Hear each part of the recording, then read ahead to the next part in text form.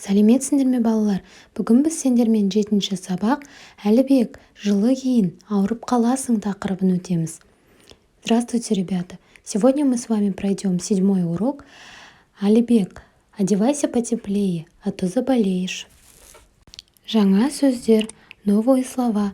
Прочитай, напиши в словарь и выучи. Мойын орағыш. Шарф. Байла. Завязать. Ауырып қаласың, заболеешь. Менімен бірге оқы. Прочитай, повтори.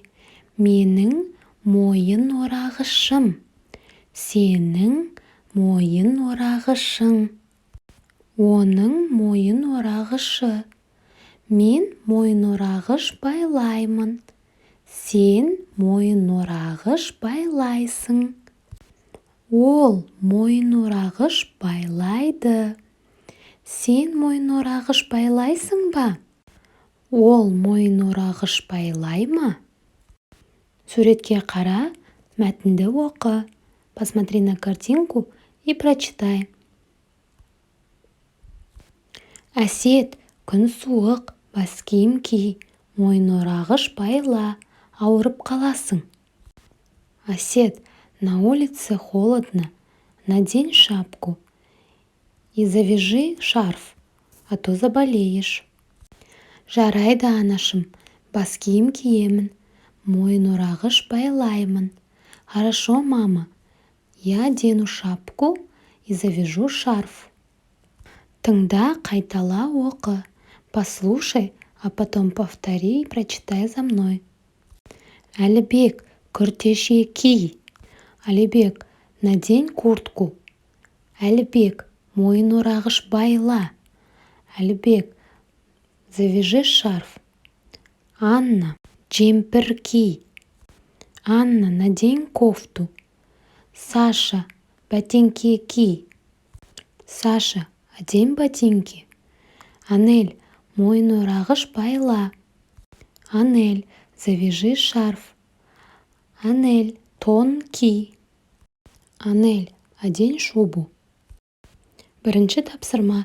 Мәтінді рөлге бөліп оқыңдар. Прочитайте текст по ролям. Анна. Анель, сен далаға шығасың ба? Анель, ты выйдешь на улицу?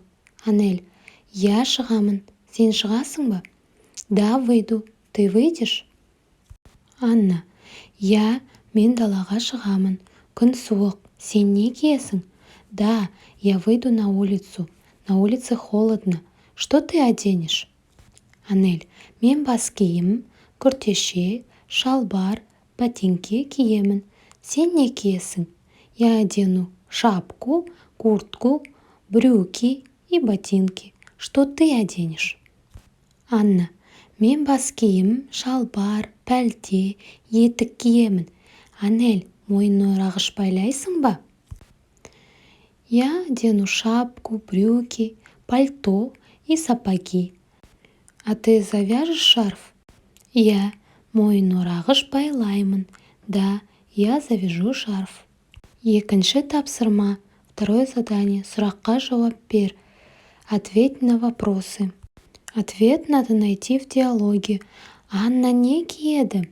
Что оденет Анна? Анель не киеді? Что оденет Анель? Кім мойын орағыш байлайды? Кто завяжет шарф? Анна бас киім, шалбар, пәлте, етік киеді. Анель бас киім, күртеше, шалбар, ботинки киеді.